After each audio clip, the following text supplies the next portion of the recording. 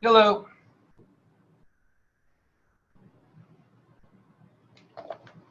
Hey, Andre. Hey, Justin. Good to see you. Is my audio okay? Yep. Good. Well, Justin and Andre, you're in the hurricane zone there. Shane, do you have anything? Do you have anything that's affected you, or Actually, no, We're the in the middle of the hurricanes. country, so we haven't anything.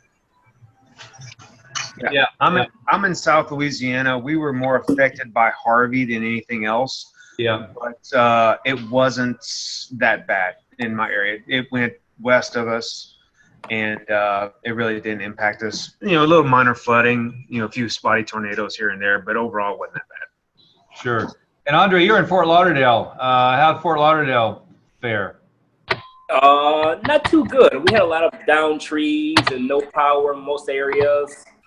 Um, the street lights were out, so it could have been worse, of course, but it wasn't that good. Yeah. If you were to guess, I'm sure you don't have an accurate number on this, but how many of your students, what percentage would you say are best case, no power, worst case, homes destroyed, lives disrupted? Well, lives disrupted because there's no power, but homes destroyed, I'll probably say not too many I've heard of. I've talked to pretty much all of my students, and they lost power, but I haven't had anyone say they lost, their car or their roof was caved in, nothing like that. Okay. Are businesses mostly back up and running, or is there still a lot? Slowly. Like Walmart still closed. We have what's called Publix, which is like Kroger's. Yeah. They're still closed. They have no food in the shelves. McDonald's is closed. So some are open and a lot are closed. Yeah, The stores are all closed till next Monday as well over here. Okay. The first thing, and I'm not sure this applies directly to any of you guys, but when something like this happens, what we all have a tendency to do if it impacts our business is we tend to, I don't know, we've got some interesting background noise there. But what I was going to say is we tend to, I think, take it emotionally. Just not even it was you. But what we have a tendency to do is emotionally in a panicked way, as opposed to recognizing the business reality, right? And so, let's take the extreme, Andre. Let's say that in your case, or Justin's case, or Eric and I, or Travis, who are both right in the hurricane zones, right?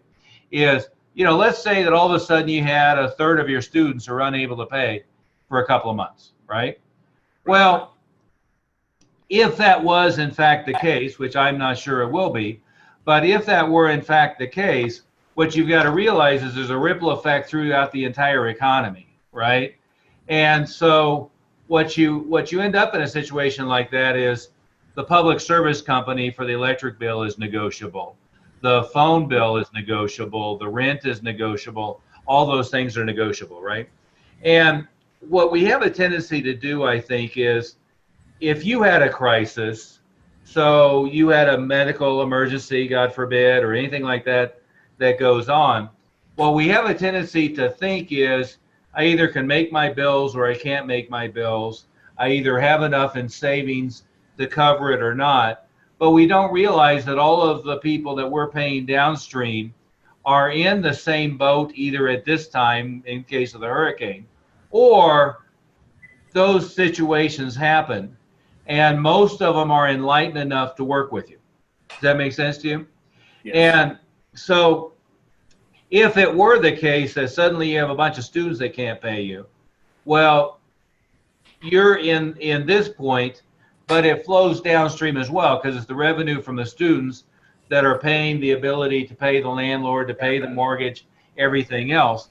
And so always be, instead of panicking in a situation like that, recognize that everybody downstream, if they're at least a little bit enlightened, will work with you at the same time, right? Right. And Travis, you're right in the hurricane zone. you didn't get directly impacted, school or residents, right, Travis?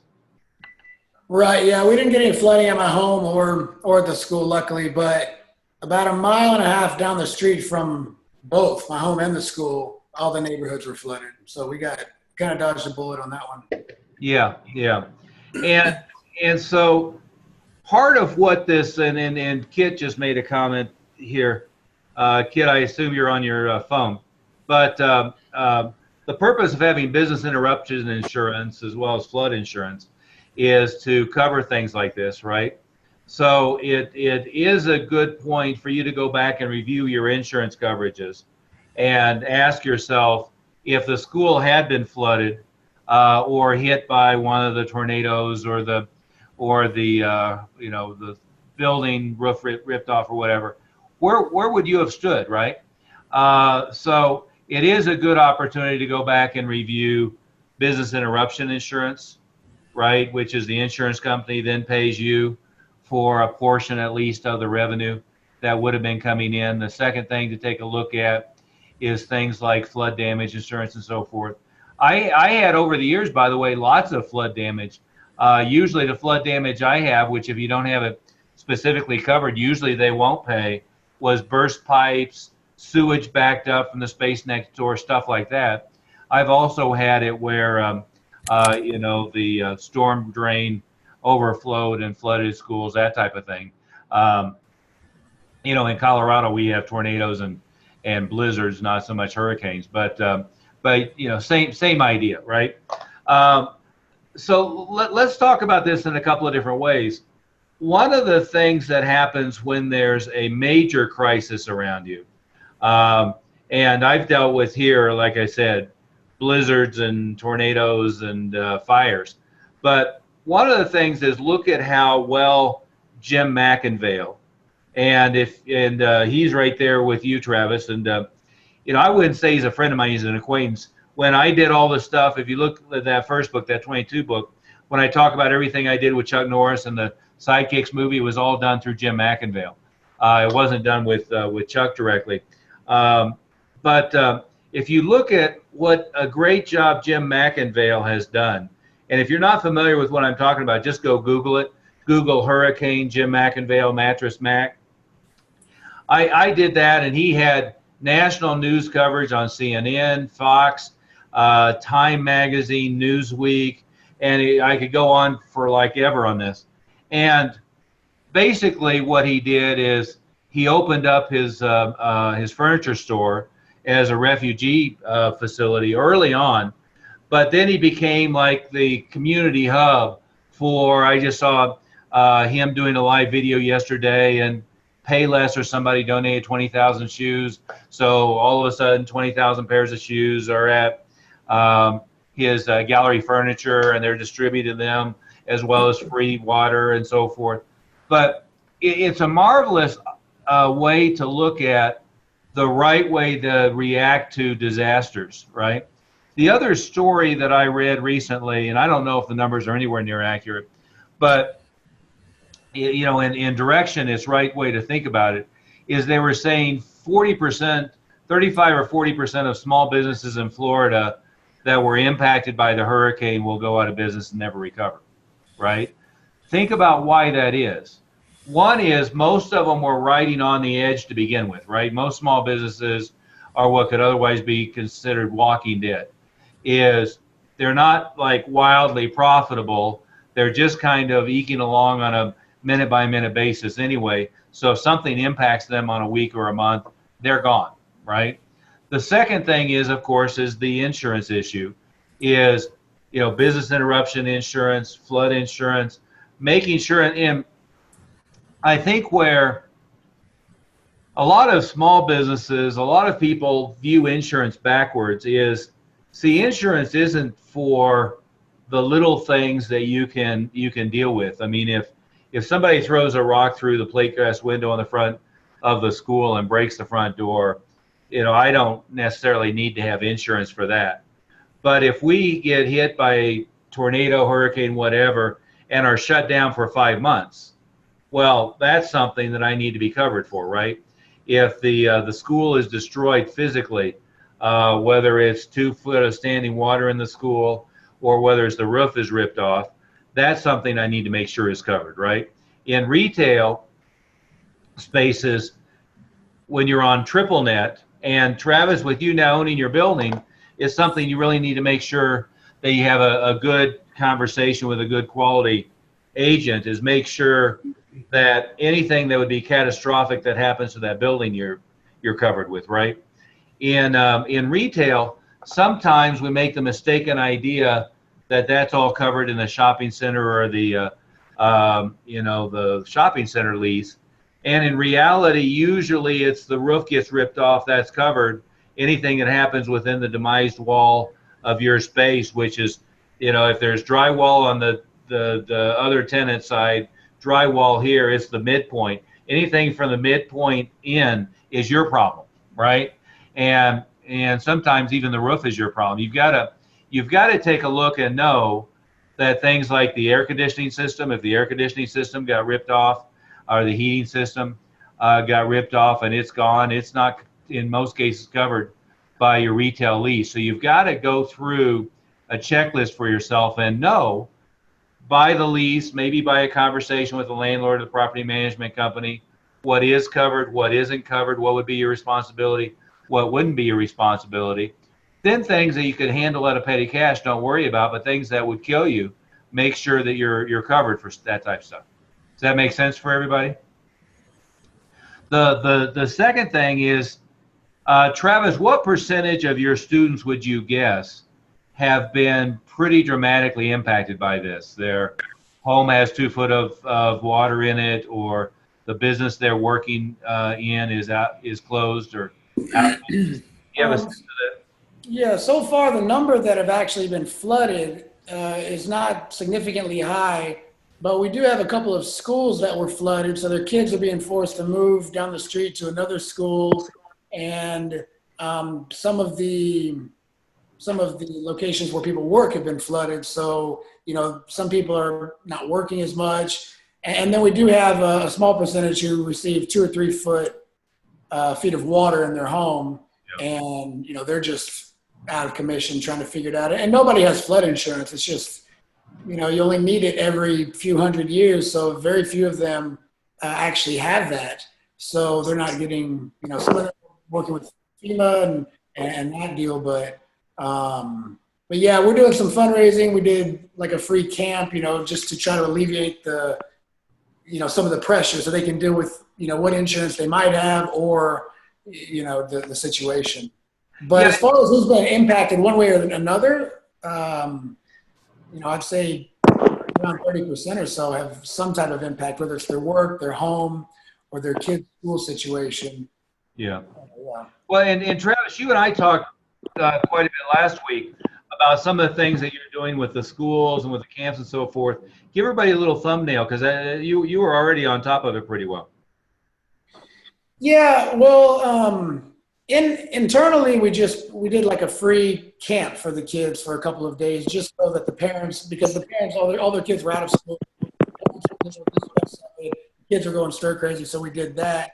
As far as the schools, I've reached out to a number of them to speak with them directly. I took your advice on speaking with a couple of parents whose kids go to a school right down the street that was actually flooded, and trying to talk with them. The feel that I got from the couple of people I spoke with at the school was that they weren't looking to do any type of fundraiser after school character enrichment program right away, because they're so busy in the middle of just trying to get the kids situated with their new schedule at the new location. Right. But it was really just offering, any kind of assistance that the staff and I could do, whether it was fundraising or really anything that might help them. And the feedback was very positive. They were very, appreciative. I was able to make that connection, which I've been putting off for years, against the advice that you give us all the time. And so this was kind of a wake-up call that it's always been a good time, but now more than ever, to actually connect with this. And it doesn't seem like it's going to be that challenging to do. And I think you have kind of a weird audio connection, Travis, perhaps. I'm not sure what, but let's pick up on that for everybody's edification. Is Chris, who may still be there, he's off camera, but Chris has just recently hit some home runs on working with elementary schools, right? But what happens is, it is, as you said, Travis, a marvelous opportunity to get out and interact with businesses, with elementary schools, with middle schools, with organizations, with churches, and gives you a marvelous opportunity to have a completely selfless reason to make first contact and ask, how can we help, right? And so, again, what happens is so many times business owners contact either, the general public, or they contact other organizations with a complete message of, you need to help us, right? And what is the better approach always is, how can I help you? And then to build that sense of reciprocity, right? Is the more you build that sense of, and again, I go back to Jim McIngvale. The reason I did so much stuff with Chuck Norris was I did so much stuff for Chuck Norris, right? And a lot of people would have been like, well, he's a multimillionaire. Why do I need to do that? Well, when the movie came out and I had met Jim, I went to elementary schools and got promotions and one thing or another. But by the time it was happening, they were going, oh my goodness, I can't believe how helpful this guy has been. I can't believe of all the stuff. Now, and of course, I was keeping Jim specifically updated on, here's the list of 883 ways that we're helping you promote this thing, right? It wouldn't do any good for me to have done all that stuff and not tell them that we had done it, right? But it is a marvelous opportunity, certainly for Andre, certainly for Justin, certainly for you, for Elite MMA, anybody who's in an area where that's on top of their mind, to immediately reach out and say, oh my goodness, I'm sure a lot of your kids have been affected by this. Maybe we could do an after-school program. The kids who can pay. The kids who can't pay, they can do it for free. Anybody who was impacted. Maybe that's a way to give the kids a little diversion, the parents some support in a time of need. How else can we help? Do you have fundraising needs? Do you have support needs? We have a bunch of students. A lot of them would be happy to chip in and help. Is there something, right? I mean, so you just kind of start going through that list of how can we help, right? What I do find a lot of times when you do that is, if you say, how can I help? They don't immediately have anything that comes to mind. They're thinking, well, it's a martial arts school. We don't need to, we don't have the thundering horde coming in. We don't need bodyguards. But then you start giving them a checklist of, what we typically do is this, and that, we can do self-discipline and focus programs for the kids, anti-bullying programs. We do a lot of before after school enrichment programs. In this case, is something that really gets the kids engaged and positive and gets them out of that negative funk of the stress that has been going with them. So you start giving them ideas on way that you could help. We've been involved in a lot of fundraising for community education and for educators and so forth, and we have a big student body. Maybe there's something we could do there, right? So you just kind of keep rattling off ideas. And especially with all the local businesses and the schools, as Travis, you said, it's a marvelous opportunity to get off your own butt and to go out and make that first contact in such a way that's going to be 100% positive, right? It gives you, I'm sure, did you get any negative reactions when you talked to any of these guys? No, it was all appreciation for the support and for offering to help the situation, because they really need help. So yeah. Well, and they're getting battered from a couple of ways, right? Every day they're hearing traumatic stories from the kids and traumatic stories from the parents. They have employees that have been effective. They have teachers whose homes have been flooded that don't have a place to live. I mean, there's all that kind of stuff, right? In Florida, Andre, you probably still have a bunch that are evacuated, like Merrick is in North Carolina or some damn place. As far as we know, no power or internet.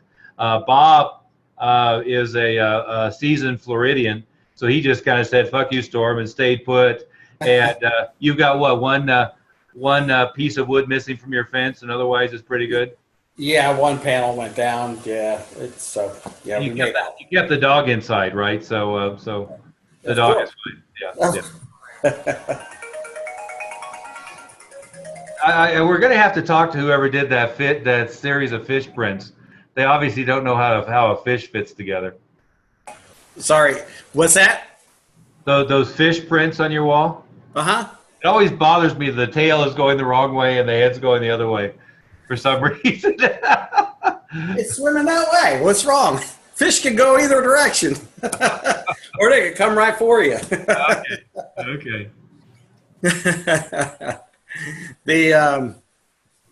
Yeah, we still have a lot of people though without power, that's for sure. So took AC unit down I had in the garage yesterday, helped family out. So a lot of people still struggling, that's for sure. It's rough out there. Yeah, South Florida without power, and it's still, tag into the summer. That's got to be pretty miserable. Yeah. AC and a refrigerator, you're good to go. Yeah. Travis, have you had many students yet approach you? I don't say yet, meaning that they're going to. Many that just say that they're not going to be able to afford lessons for a while? Yes, we've had a few that have had to suspend their memberships for payment for the time being, just because of the ones that were flooded. And of course, we suspended the membership, no problem, but we're still encouraging them to come in and continue training, as often as they can during the time. And also we're doing a fundraiser at the end of the month specifically for the handful of students that were flooded. It's not going to be enough to pay for everything they lost, but maybe they can replace something that they did lose. And I think the benefit to that is more than the financial aid, is just getting everyone on the team together to help this handful of teammates that lost, that were flooded.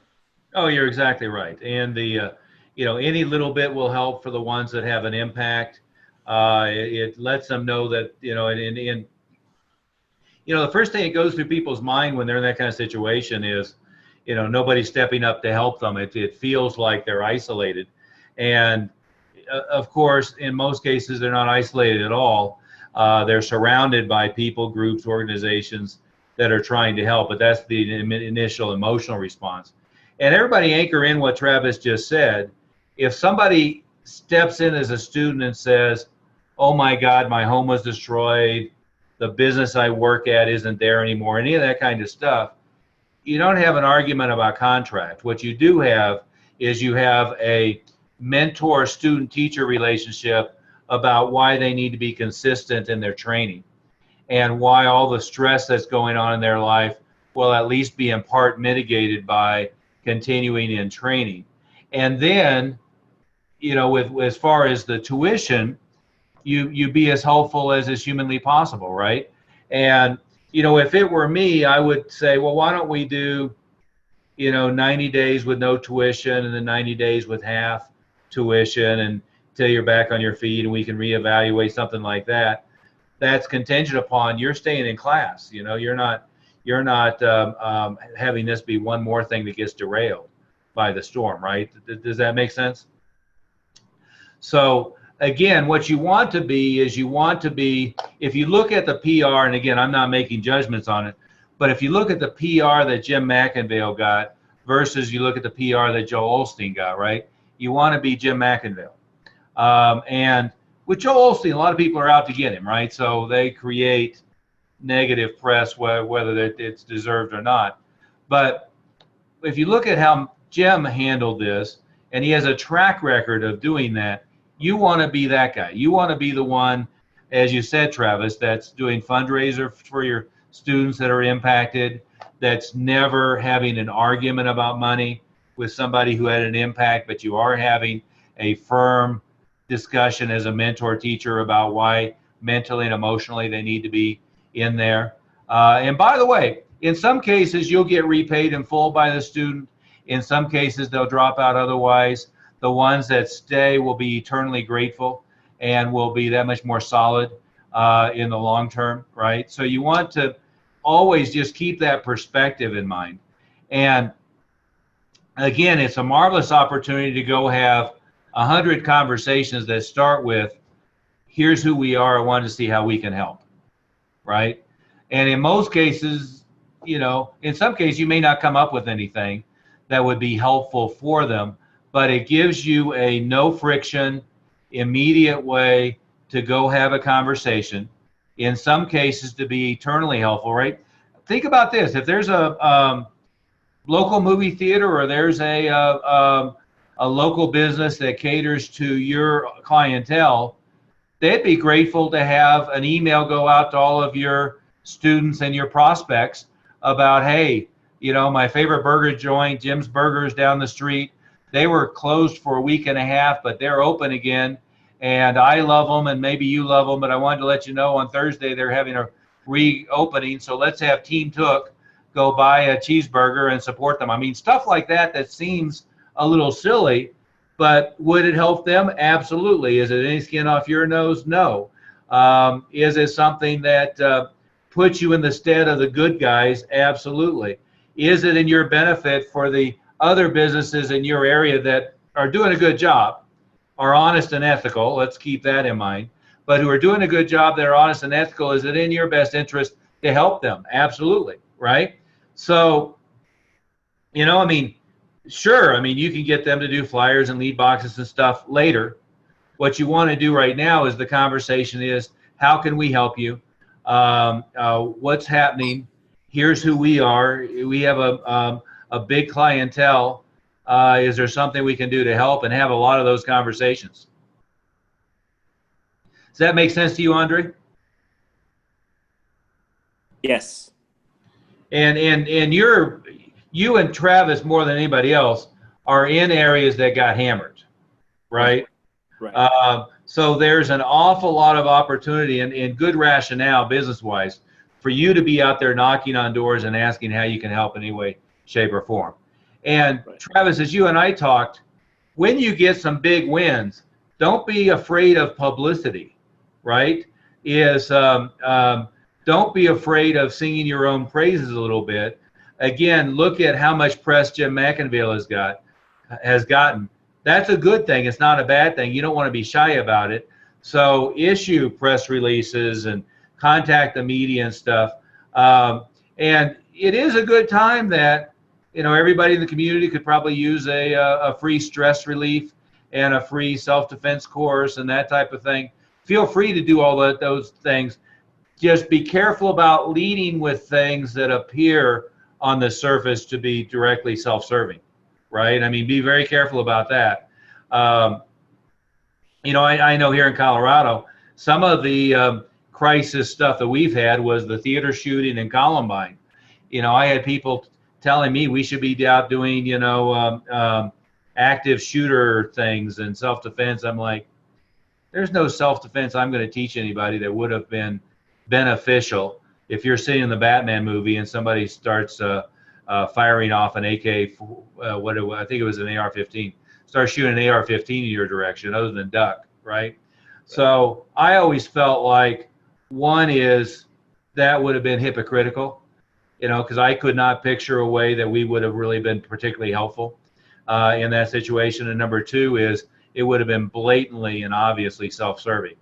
Later on, Bob Wall was one of them. Several people were doing self-defense training for flight attendants when following 9/11. I thought that was perfectly appropriate, right?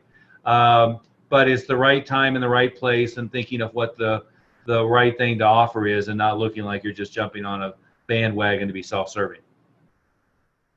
Is this helpful at all, guys? Is this making some Yes. sense? Yes. But again, if you have enough students that have a problem that it makes a financial impact on you, solution number one is you've just got to ramp up all the things you know how to do already and do a bunch of them to make sure your business is solid. which we can talk about a little bit here too if you guys want. But number two is to realize that you're just in the middle of the cash position. Is you also have the insurance issue at this point. Whatever you had, you had. You also have the everybody downstream from you can be equally as willing to work with you as you are to work with your students, right? So don't be afraid to have the conversation with the landlord, and maybe you should have the conversation anyway. If there hasn't been any impact with you yet, you have the conversation with the landlord and say, we do everything with monthly billing with our students, and I already know that about a third of our student body was impacted. We may have a short-term hit. We didn't get flooded, the doors are open, but we may have a short-term hit. We may need to work on working together on things on the expense structure here for the next 3 or 4 months. I would do that proactively. But the other thing is, of course, other than the fact that there's still standing floodwater for a lot of your students, we're in prime time, and so don't let this derail you. Right? Is if you have a third of your clientele in your immediate area were affected, that means that 2/3, other than tangentially, weren't affected, right? And they're back to school. They're looking for activities. They're perhaps really stressed out about the hurricane just passing over their house or the flood keeping them from getting to work. So you have a big opportunity to really ramp things up and not hold back on anything that you would do otherwise. Does that make sense, guys? Yes. Or to give, just in our area, sir, is that it's kind of postponed things. So, for example, people were getting back to school, but because of the hurricane, now it's delayed. So our guys aren't going back to school till next week. Okay. So if anything, it gave an extension to, really get in front of more people. If that were me, I would know that the kids maybe not be back to school till next week, but the staff is there. So that means I can go talk to these schools in the same way that Travis was just talking about, but I can go set up after school programs and gym teacher for the day and all that stuff without them having all the distractions of all of the kids in place. Hey, Chris, we see your smiling face back there. You've had some pretty good results with elementary schools last couple of days. Are you going to be on the meeting tomorrow? Yeah, I will. If you would do me the favor of when we're on the meeting tomorrow, let's walk through what you got done successfully for everybody's benefit and tell them about some of the results. What I saw last posted was you just did a PE teacher and got 90 permission slips that had checked yes, that there were more information, wanted more information, and a little over 200 permission slips back. Is that about right? I think I got about 137 back and 90 checked 2 weeks free lessons they wanted to try. Oh, wow. So a very high percentage of them checked yes, they were interested. Yeah. Well, that's extremely good, right? Everybody know what I'm talking about. He did a PE class, passed out permission slips. 90 out of 130 of the permission slips that he's gotten so far checked yes. They'd like more information on receiving the 2 weeks free. So, I mean, that should be, I would guess you can turn that into 45 intros, maybe 50, right? Yeah, I started calling this morning, to set up the appointments. Okay. Well, we'll we won't talk about it today, but tomorrow, Sure. If you're going to be available, let's for everybody's benefit talk about that, and I'll give you some ways to tune and tweak that. And we'll talk about that. Yes. Just so I don't forget, do you have a copy of the permission slip you used for that event, specifically for the school event? Yeah, there's several that have been posted in the Facebook group. Okay. I think if you just search permission slip, you'll find it. Master Moody had posted one most recently. I had one that I really liked, but I haven't been able to find it, from years back. Travis, God knows how many versions of this has been over the years, because I first started doing these PE teacher things in 1980, probably 1984. May have been probably 84. We in 1983 and 1984, we were doing a bunch of demonstrations, the fancy demonstration team, doing all that stuff. It didn't take me long to realize that wasn't worth a shit. And I think it was a conversation that Greg Silva and I were having. It may have been LaValle, but Greg Silva and I were having, and we both realized that going in and teaching the class was a better methodology than doing a thing. And then, you know, that's where Barry Vanover came from Greg Silva.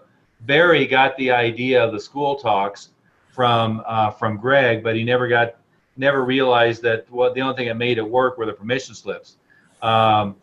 Because again, if you just go in and do a demonstration or a class and you pass out flyers or you pass out guest passes or tell them we have a class on Saturday, you'll get a trickle. It's just that most people who do that are in their head, they're going, well, we're getting such little return on it, I doubt if it's worth it, right? But if you do what Chris just did, is pass out the permission slips, have on there, and we added that, by the way, years later. The reason we did is there's been a trend in the U.S. away from people finding it acceptable for telemarketers to call them, right? And so it went from they didn't mind to all of a sudden there was a lot of blowback at the school level for us calling them on Sunday night in the middle of dinner. So we added that check if they're interested in order to get permission to only call the ones who said they were interested. Now, Chris, that also means you have 40, 45 that didn't check that.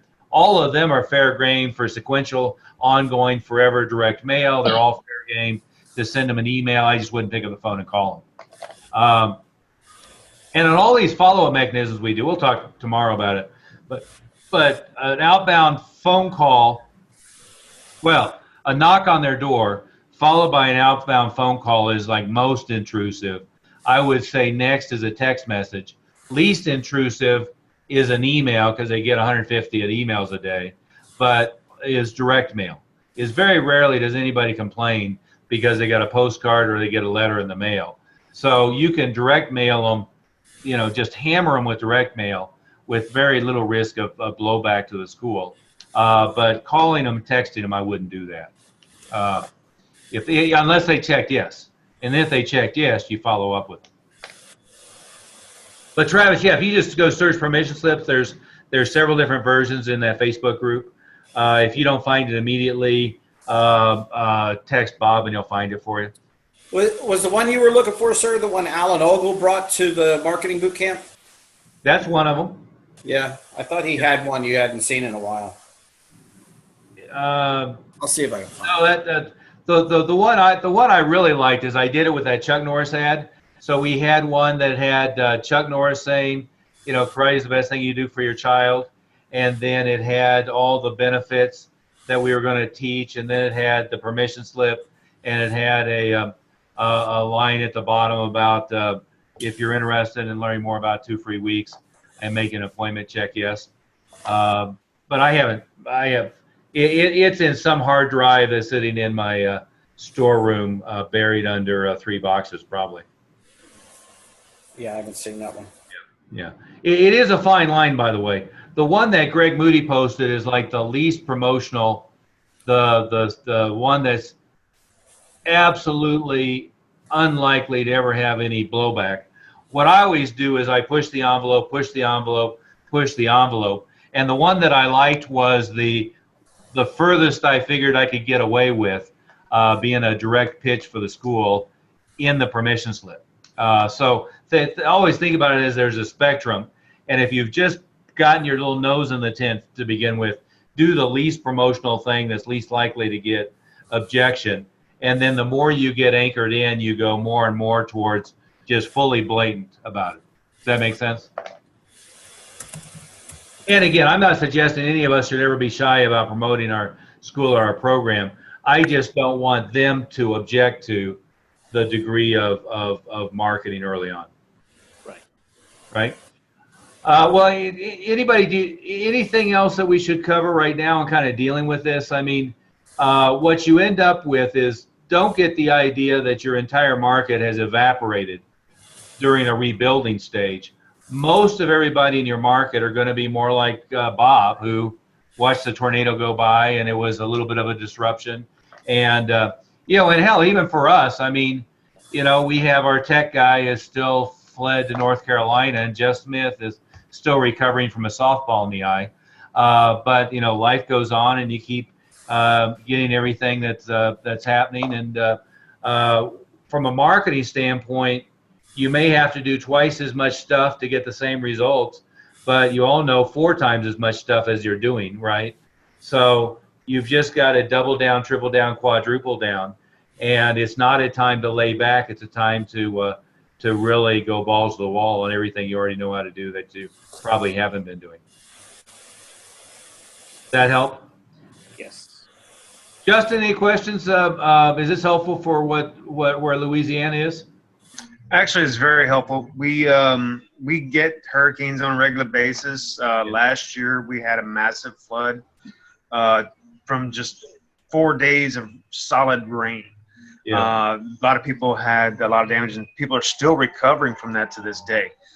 Between the Louisiana government and FEMA and all this other stuff, it was a struggle for a lot of people.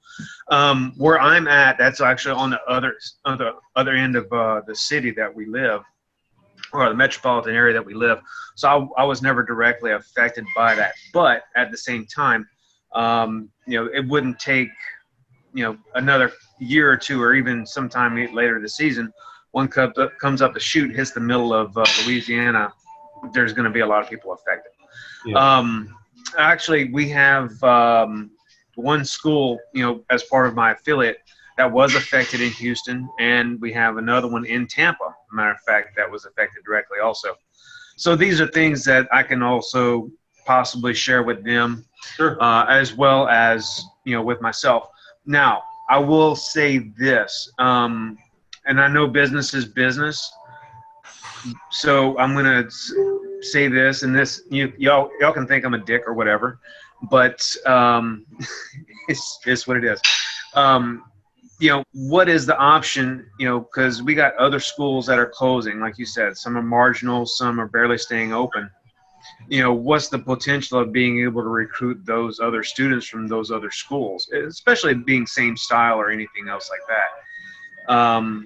Those are generally probably maybe 50-50. Somebody who might be looking for a change and looking for an excuse or their contract might decide to jump over. Let me give you a couple thoughts on that. The first thought is, I basically decided 30 years ago I didn't want anybody else's students. I just wanted fresh people coming in the door because they've always been trained wrong. I agree. So I start with that is, in our case, the other guy down the street who was closing was charging $79 a month. We were charging $247 a month. The idiot was doing month to month. We're doing a year contract and then a 4-year contract. We have discipline procedures and processes in the school. They didn't. So part of the, I always had over the years people trying to steal students from us, and I was always trying to send them back to them. So I start with that. I mean, literally, I was in one of our schools one time, and a couple guys came in and were like green belts or something, the guy down the street. And I spent 10 minutes trying to sell them on why it was really their perspective and try to go back. Then I called the guy down the street and told him who it was and suggested he call him. And then he got mad at me, thinking that I was somehow being an asshole, telling him that he was losing students. I was like, no, I'm trying to, I'm trying to help you with retention there. Here's what they said they were unhappy with. And it seems to me it'd be a pretty easy solve. If it were me, I would follow up on them. No good deed goes unpunished. On the other side of that, Justin, it is certainly possible to do what you're saying. I would do it by going directly to the school owner. Most small businesses are walking dead, but most martial arts schools are worse than most small businesses. So there are an awful lot of martial arts schools, if you drew the radius, who were already on the brink. And now, something hits to push them over the edge, and they're falling off the cliff. And I have tried this a number of times. I'm trying to think of if we've done it successfully or not. let me process for a minute. But go directly to the owner and offer, to take over the student body. What I was always offering was, how many students do you have? And by the way, I've done this the other way too, where I had a location I didn't want, and I went to the guy down the street that I thought was best and basically offered to give him the student body. But I've always thought, if somebody is doing $10,000 a month and he's got 100 students, why don't I give him half of the billing and move the 100 students over? And suddenly he's got no rent, no overhead, no work requirement. He's making more money than he was making to begin with. And so I've made that offer a number of times where I went to him and said, how's business? Is this something that you've thought about not continuing? And usually it was, I had heard rumors that was what was going on.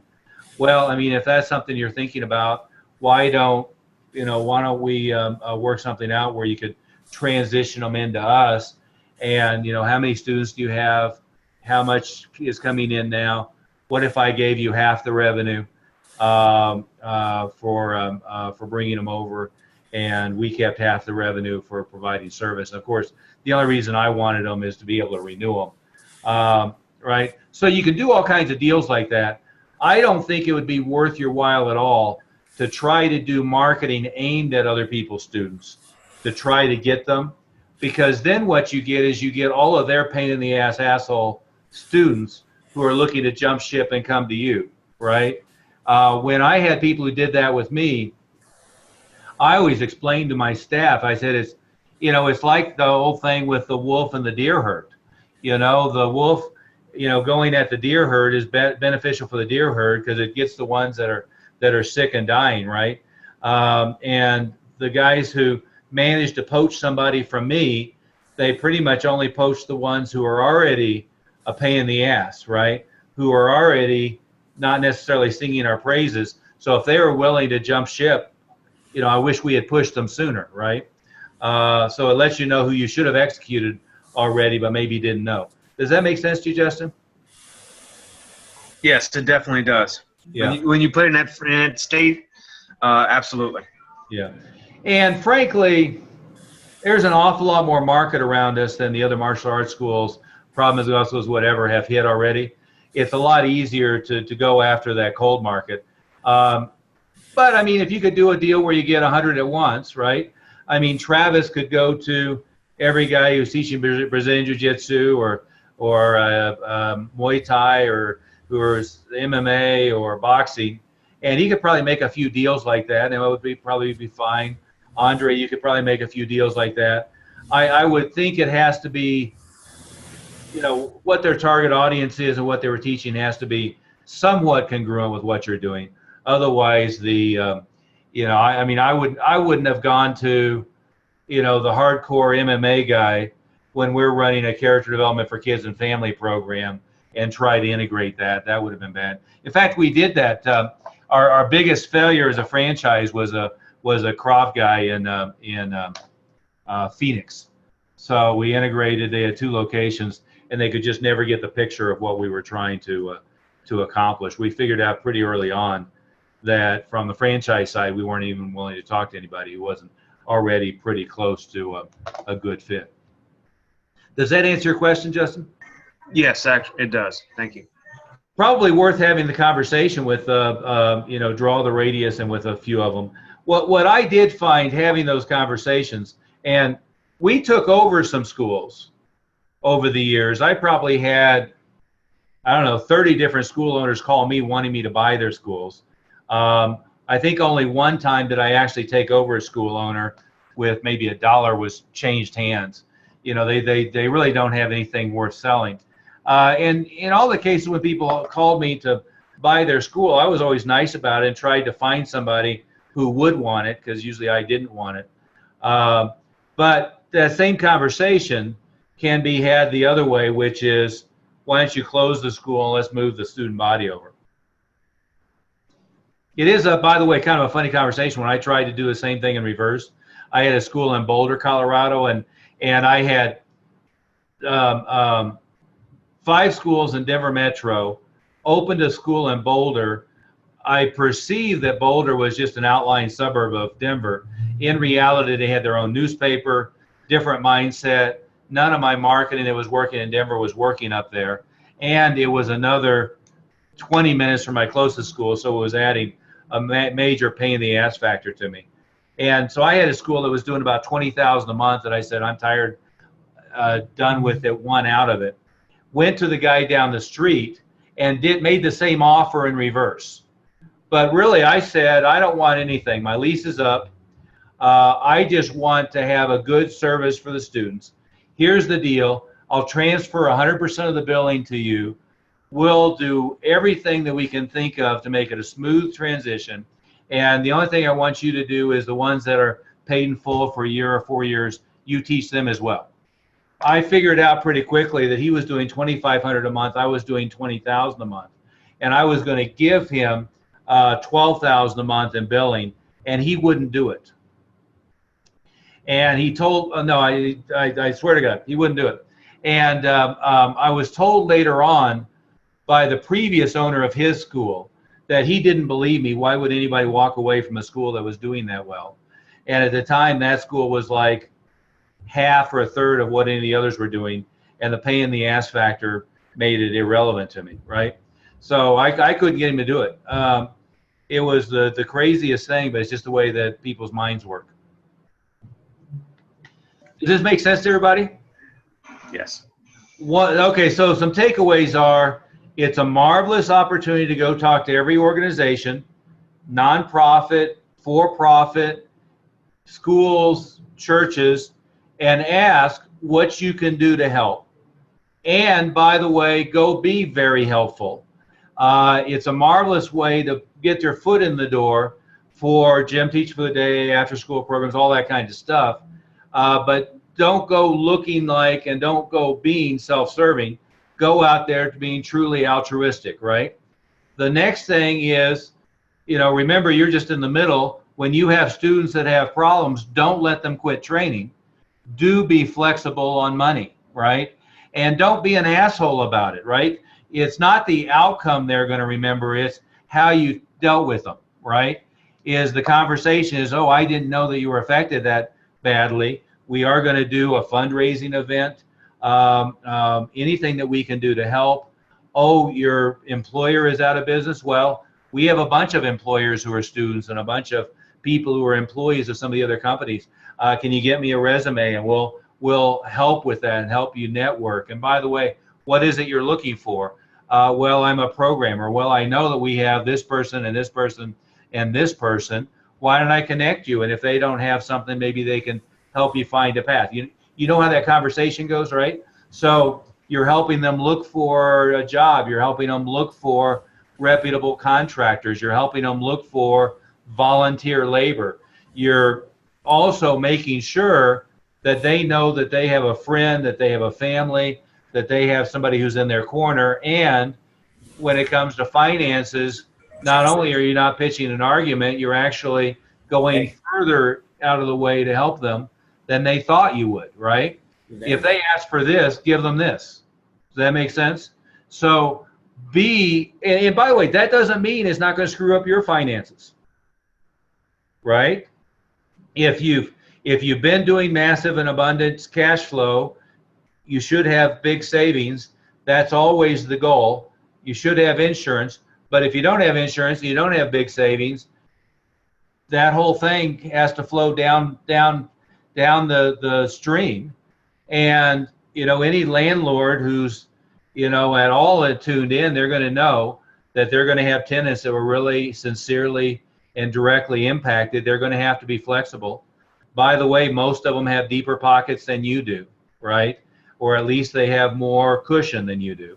So push that down the stream if it has to be, right? But be there for them, be teacher, mentor, and let the finances come back and repay you later. Sorry, and again, a lot of times what you're dealing with here is you're dealing with, for want of a better word, karma, right?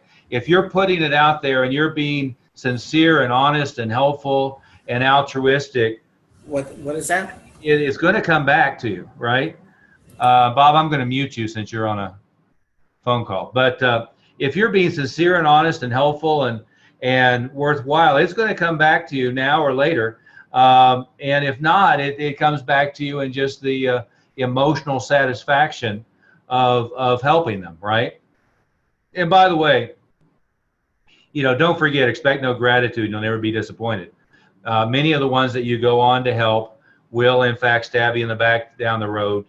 That's just human nature, right? Don't get stressed out about that. But do be, use the Jim McIngvale, example in the media. Be the business that's there helping everybody else. Be the one that's going out and using this as an excuse. And by the way, for all of your own marketing, double down or triple down. Whether it's live events, elementary schools, paid advertising, ramping up the Facebook and all that stuff, double and triple down, because that doesn't mean it's not going to work, but you're going to have to work a little extra hard for a couple of months to make sure everything works, right? I mean, certainly we know Fort Lauderdale and Houston are a little traumatized, so you're going to have to work a little harder to get through all of that clutter, but do it, right? I mean, Andre, that's been the thing that I've been coaching you on, and Travis, you just said there's a lot of this stuff you knew you should have been doing that you weren't. All the stuff you should be doing, go do it now, right? Because it gives you a warning you have to do it. Everybody good? Well, I have to run to an appointment. Hopefully this was helpful for everybody. Thank you very much, and I'll see everybody who's on our quick start meeting tomorrow. Thanks, Very sir. good. Thank you, guys. Justin, was that enough on that subject, by the way? Yes, actually it was. I'm interested in talking about that other subject on the Facebook post too. Oh, no problem. Yeah. Just always be careful not to inherit somebody else's problem. Understood. Okay. Thanks. Bye.